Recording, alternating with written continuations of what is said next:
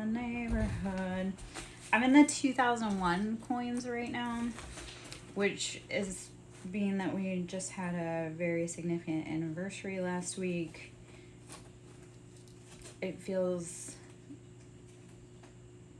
like 9/11 was such a out of our control situation, and yet here in the United States it's like, how did we, that was something huge and monumental that happened that we was out of our control. And the person that I love the most, like, I wouldn't have met them and had the life I had had if 9/11 hadn't happened. So it was like fate and destiny caused tower moments, and that was how I met the person that I was supposed to meet. So how do we find the little joys of happiness in life when disaster falls? Like, how do we take those things that don't make sense and that are completely irrelevant and persevere? And I think as a whole country, hopefully we learned, or as a whole humanity, we can learn how to come together instead of divide and persevere. That's truly the only way, is uniting. Like, the people in charge that are so huge, they really have no power because there's more of us compared to them. So if we all stood shoulder to shoulder and said, hey, I'm not going to accept this tyranny, they wouldn't have much of a fight. It's like today I made the comment of, and this was a post I had seen on another social media site where she had said, hold the labor, not the line. So if you truly want to send a message to someone, like, say your boss, coordinate with your coworkers to withhold labor. They can't run a business without the labor. So it's the same with women. Men can't do what they need to do without women. So if women are not being treated properly, we need to stand shoulder to shoulder, band together and say, you know what, even if it's only 24 hours, I'm not working. I'm not answering the phone. I'm not working. I'm not doing housework. If we all did a peaceful stand in or stand out and just said, you know what, we don't have to resort to violence, but we do need to be better taken care of. So we're not doing the labor until our needs and demands have been met. And that's with anything, with any situation. Like, both sides of the fence aren't getting what they need if the relationship isn't harmonious. So yeah, don't let those with false authority keep you stuck and stagnant. Use your resilience to stand with others, or use your resilience, just use your resilience. I'm the queen of standing alone. So I've learned that, you know what, I don't care if I've got anyone else with me, I'm with me. And I don't know, be brave enough to stand alone. I had to have that conversation with someone that was in a codependent relationship, and they were whining about their situation. It's like, you choose that every day. When you go home to that person, you choose that. Be brave enough, even if when you move with the right intentions, the pathway will line for you. So, like, when you're brave enough to stand alone, the universe will support you. Like, on my journey, I was brave enough to completely separate from every family, friend, stand alone, and it was hard as hell, and everybody showed me that they didn't appreciate that, except for the universe. And I didn't know it every time. I didn't know how it's going to work out. That's the other thing. We don't know how it's going to work out. You have to be willing to hope for the best. Like, when I said I wanted to be a sovereign being, like, the universe opened the path for it to be that way. So don't necessarily, like, get hung up on the how. Just be hung up on the I know what I need or want in order to feel healthy, right, independent, any of that. The universe will provide when you're willing to be brave enough. So to the people that are like, I don't know how I'm going to do it, you'll figure a way. you'll figure a way how to be independent, even if it means counting coins to buy your independence. And yeah, that seems like so tiny and so nothing, yet sometimes counting coins is better than being with someone who is actually trying to hurt you. Like, being willing to make a place that's for you, for yourself, you have to be willing to figure out what you want and need. Okay, I'm gonna pause for a minute.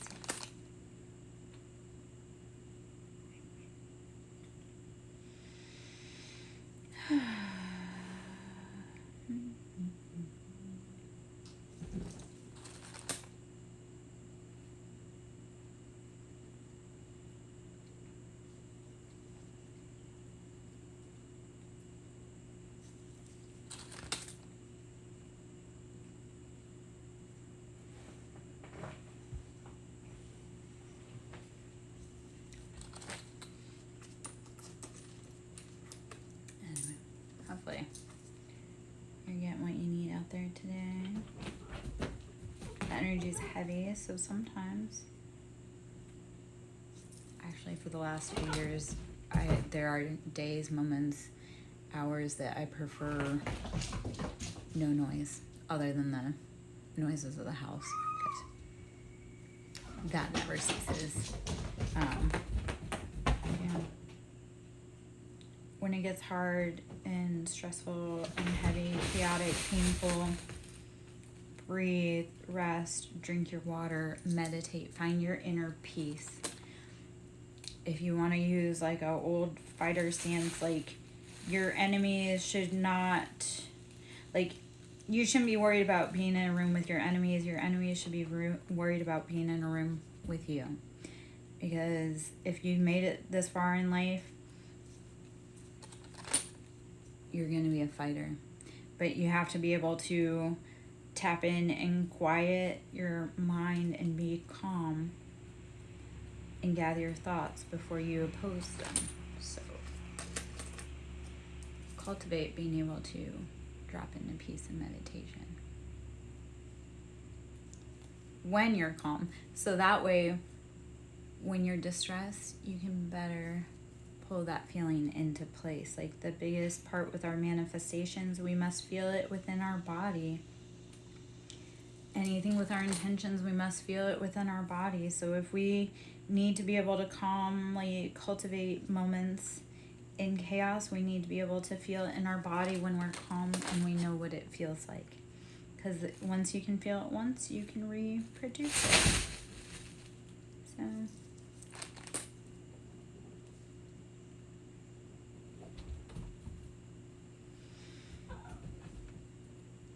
also, when you calm your chattering mind, like, the answer will come to you.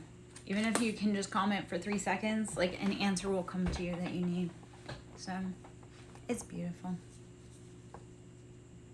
Your brain really is a supercomputer with all the answers. You just need to be able to clear the codes, like the path for the codes to be able to travel down.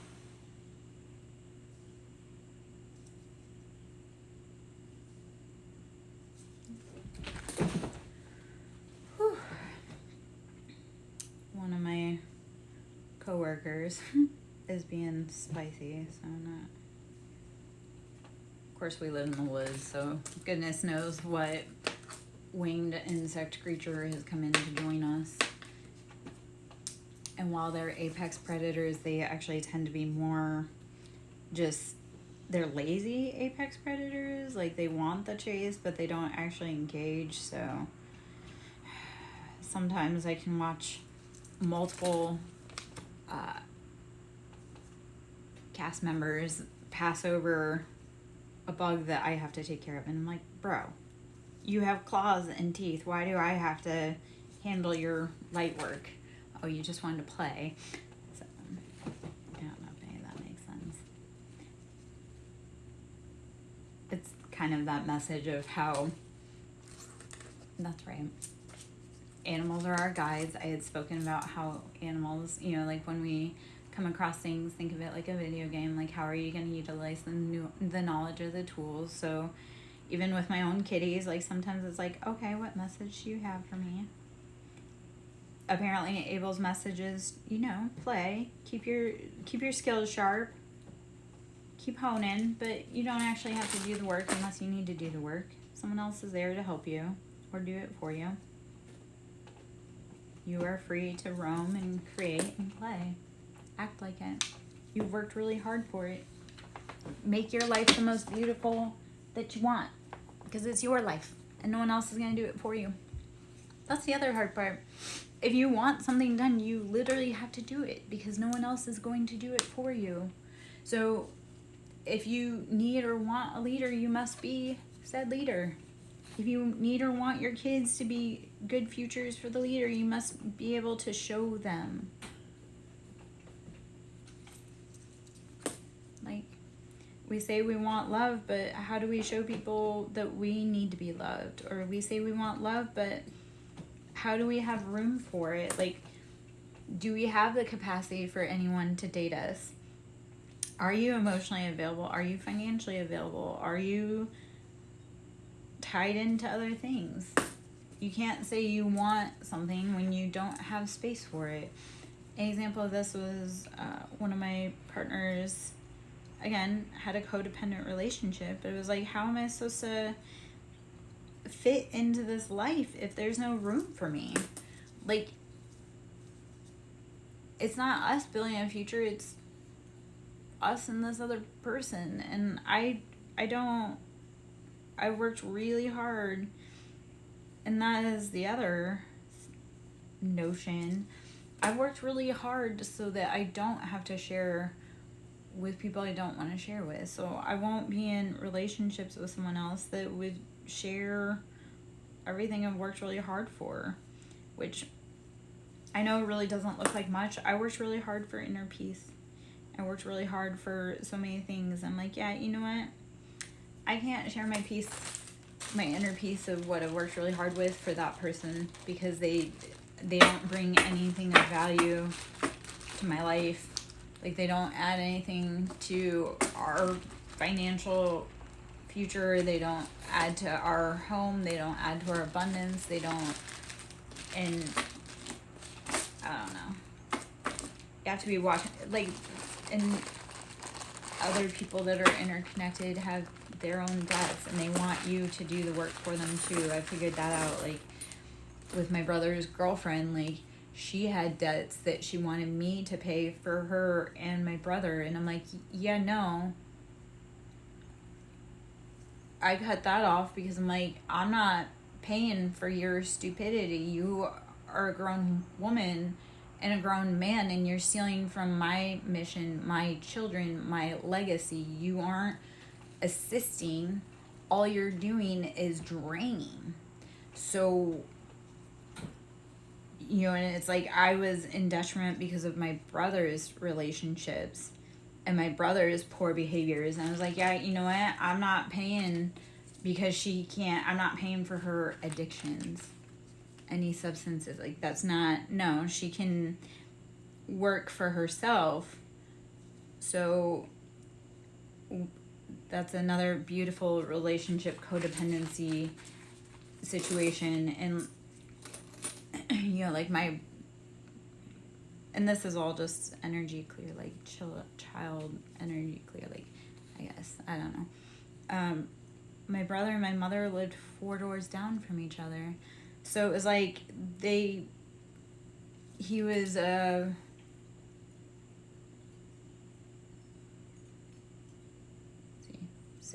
54-year-old man that his mom couldn't let go of the cord. Like, and that was both ways, because if my brother truly wanted to be independent, he's a grown man and he could have made that happen. I was a grown woman and realized my mom had a cord to me that I didn't want, and I moved myself up across the country. So we are not the same. I was brave enough to not be cowed by her and let her keep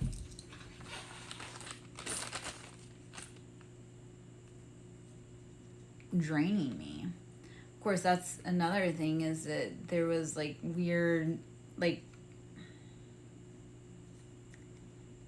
my brother wanted to be a 50 some odd year old 5-year-old that had women and children fawn and dote on him when he was stealing and exploiting and hurting the women and children that he wanted to dote and fawn on him. Like, no. Like, he was a grown man taking money and not paying me back when I was a single mom and had children. Like, because he has gambling addictions and drinking addictions and sex and porn addictions. Like, he was stealing from my children and I and never paying me back, yet thinks he's like a parade should be made for him. No. Men that steal from women and children when they're supposed to be providing, protecting, and leading women and children, yeah, you're the lowest of the low. Like, if you're a grown man and you're stealing from a woman that has children, you need to check yourself, because you hate women, apparently. And that's your bag to unpack, and I don't care. But don't say that you love someone and then steal from them, steal from their kids. That's not love. You're a man, you're supposed to provide. You can say that's outdated, but I don't know. This world is crashing really hard, and the men are about to end up losing their reproductive rights because they don't treat the women right. So I don't know. Like, the country's not going real well because we have too many men wanting to be women and too many women wanting to be men. And honestly, is that really working? Or do we need to sit down and heal our mother wounds and our father wounds and just our earth wounds? Like, we've been doing too much damage. I just posted a video about how the earth is a huge MRI magnet, and anyone that works or has worked in medical imaging or MRI or just the hospital, if you've ever had to go into MRI, like, there's a huge precaution. Like, there are certain levels that they screen for safety because it's too dangerous. And the earth and the MRI magnet is the same. When things are being sucked in, they're too dangerous. That's like your heart as well. When things are sucked in, they're too dangerous, and they're going to compromise the integrity and the safety of earth, the MRI magnet, or our cells. In the hospital, there's an emergency stop button that reset, like, it just halts, resets, stops, because it literally will keep sucking whatever can damage it in until it stops, or you stop it. And that's what earth, that's what's happening. It's like earth said, you know what, you've gone too far. The women have said, you know what, you've gone too far. This stops until we're heard. So you can keep pretending like it's all okay, or you can keep going, but it only gets worse from here, because, like, the earth will start doing things to heal itself. Just like as humans, we do things to heal ourselves. Like, we burn away all the pain within our body until we don't feel it anymore. That's how we use fire and alchemization and the phoenix to heal ourselves and to hurt ourselves. We light that flame within us until it consumes so bright. Well, the earth is doing that with wildfires. When we're super tired or super sad, we drown ourselves in emotions and tears. That's our waters, our cups. Like, how are you, and how is Mother Earth taking and drowning away your tears, washing away anything that's been a scourge on your life? You've got pentacles, that's buried, that's pentacles, that's money, that's finances. Did you take and did you bury yourself? Did you try to bury someone else? Like, has that been productive? Do you have anything to show for your castle? Or did you do it because you wanted to do it out of ego, and you lost everything that you love to build pentacles? And then air.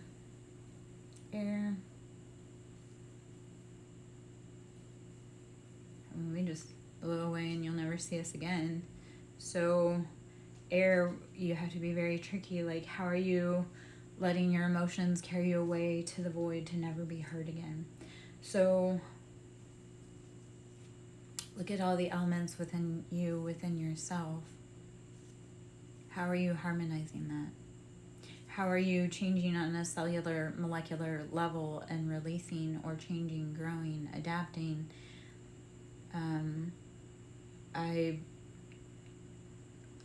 I evolve daily. Like, I can take pictures, and to see picture progression throughout the hours or between days, like my face is constantly changing as I release and purge, and my body is constantly changing.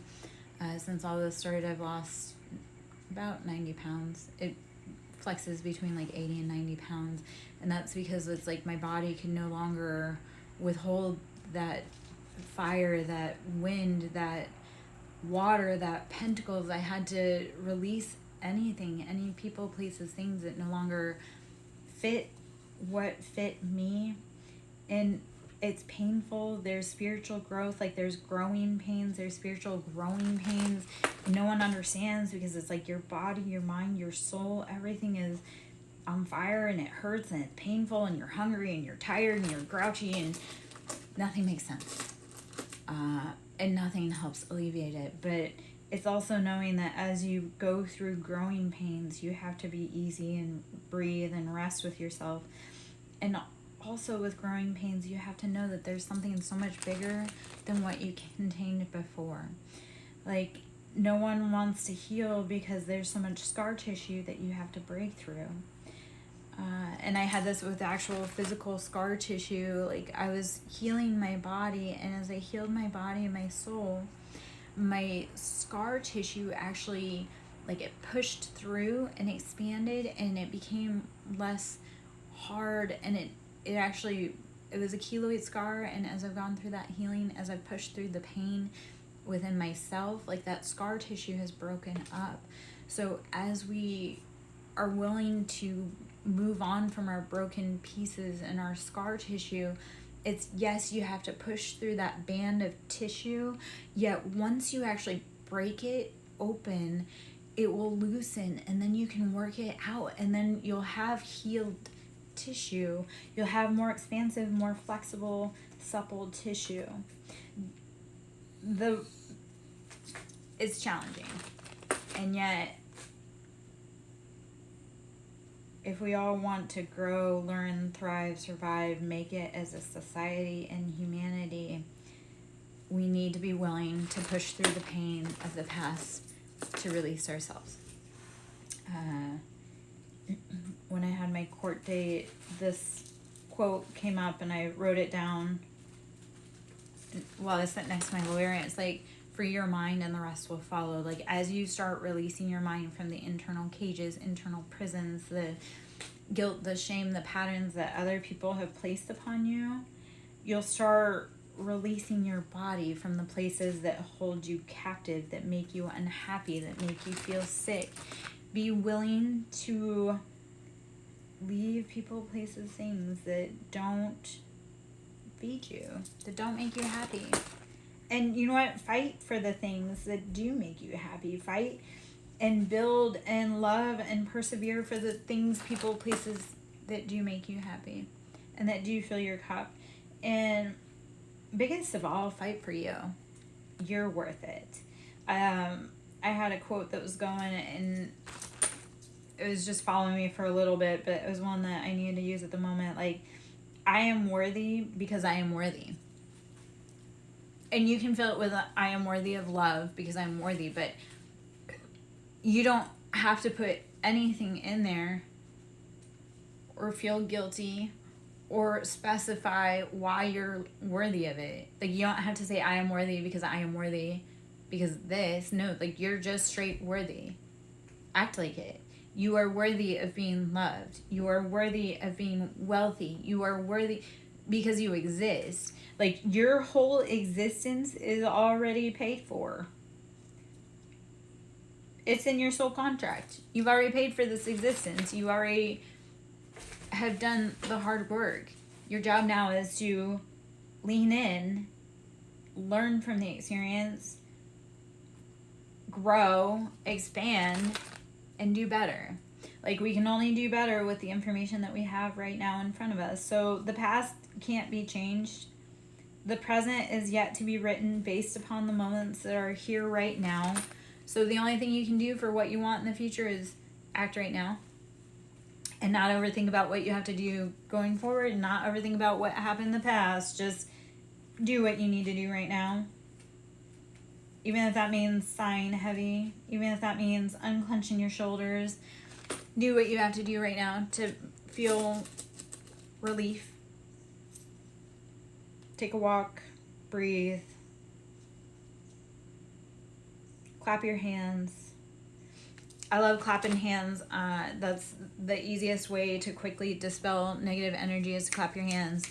Make noise, snapping, anything that breaks up any stagnancy. You can do it within your body. I mean, like when you're clapping, you're breaking up stagnancy in your own body. You are moving to clap. So if you want to get rid of that immobility or no motivation, clap. Clap for yourself. Do a golf clap. Be like, you know what? I am so proud of myself that I made it through today. I am so proud of myself that I made it through this morning. I am so proud of myself that I woke up today. And I'm just using these examples. Okay. This is just find a reason to clap for yourself. Find a reason, not because anyone else ever does. Like, you can be your own cheerleader. That's another part, is like, you don't need anyone else to recognize your great accomplishments to know that you're great. Nikocado avocado, like, use that as a prime example. Like, he was incredibly accomplished before he became famous for mukbang. And the thing with that is people laughed and were happy and enjoyed his misery because they didn't have to live with the prison that he was in his body. Like, I feel so frustrated for him because he was so accomplished and dedicated and disciplined before anyone recognized that. And then in order to be recognized, he had to make a spectacle of himself. It was like, he was cool all along. He was worthy of being recognized and praised and cool because he already had all the talent. He didn't need anybody's praise to know that he was a cool ass guy. He did all the work. So that's kind of my weird little hot take on that. I don't know. Like, he was already cool before he did all that. Maybe I feel that way because I have an affinity for violin and I have an affinity for classical music. So he was an accomplished violinist before he started all this spectacle, and why that impresses me is violin is incredibly hard. Not that I know from personal experience. Like, I lived with someone who was talented. I know the dedication, the work, and the mastery he put in. And I also watched how he tore himself apart because he couldn't see his own excellence within himself. Like, and maybe that's our biggest challenge as humans. We don't realize how awesome and excellent we are, and we go and try and prove every day to other people how cool we are. Yeah, I don't know. It's my 2 cents.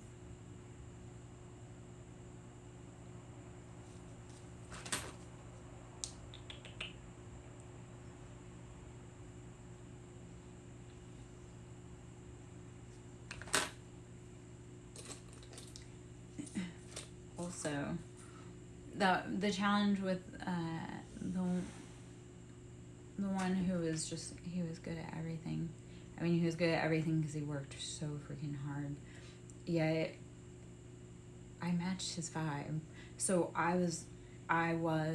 am just as critical of myself at things that I'm really good at, that are huge talents that I need to recognize my own beauty and divinity and give myself grace for not being perfect and human. So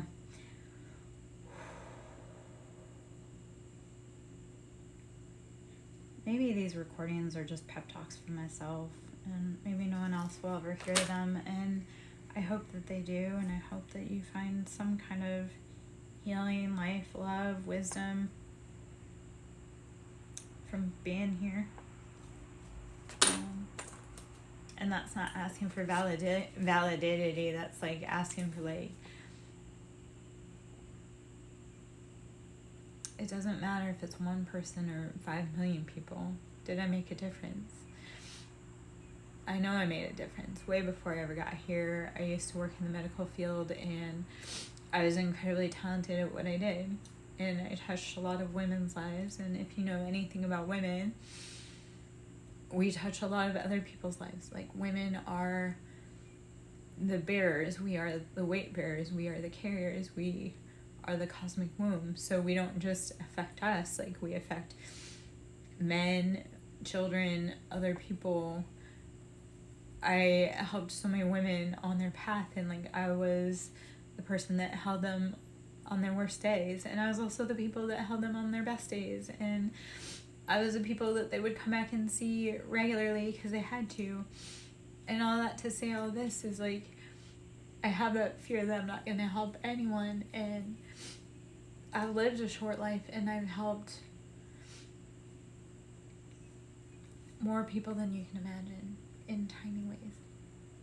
And we feel so frail and small as humans and as people that we forget how impactful tiny interactions are.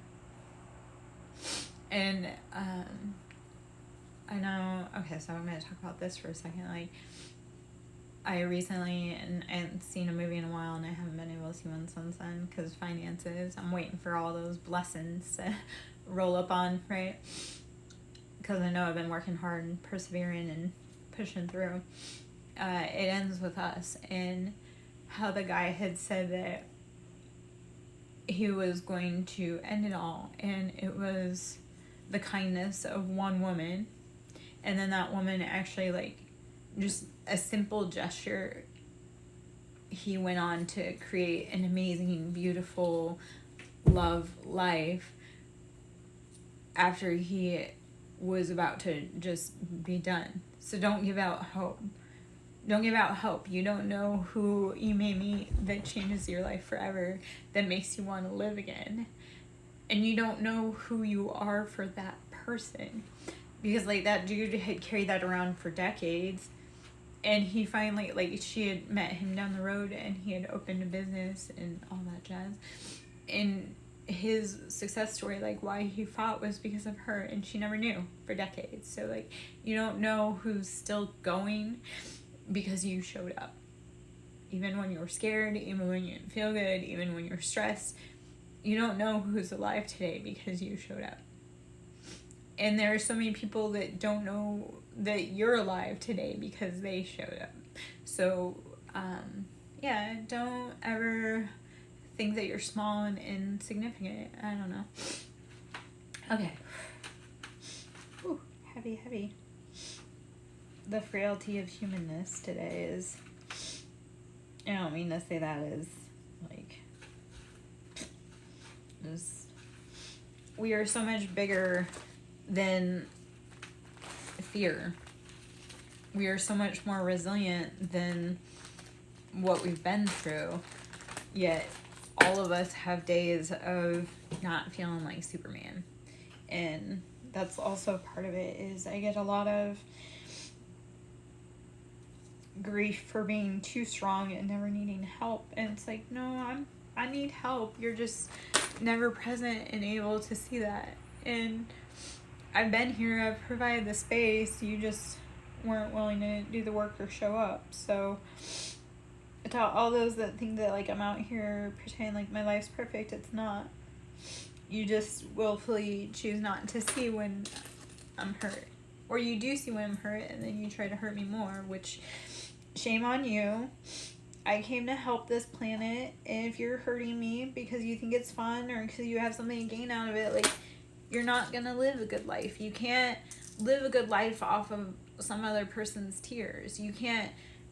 An example of this is, like, to the men that try to steal a woman's livelihood or children, her house, her everything. Like, to the men that do that and think that they're going to be able to be super dad, like, you can't steal what that woman gave you. She gave you that home. She gave you those kids and that career. If she was with you from the beginning, she helped give you that career. Like, you can't treat her bad and then expect all of that to be beautiful once you destroy her. You lose everything. Just like the women who destroy other women's houses. They want to be with someone else's man because that man's so great to his wife and kids, so they destroy it. Well, they don't realize that that woman that was the wife, like, she was the secret sauce to that man being a good dude. So when she steps out, that good job that he had, he can't do it now because he doesn't have anybody to watch the kids. That fancy car that he drove, like, it was her paycheck that paid for that.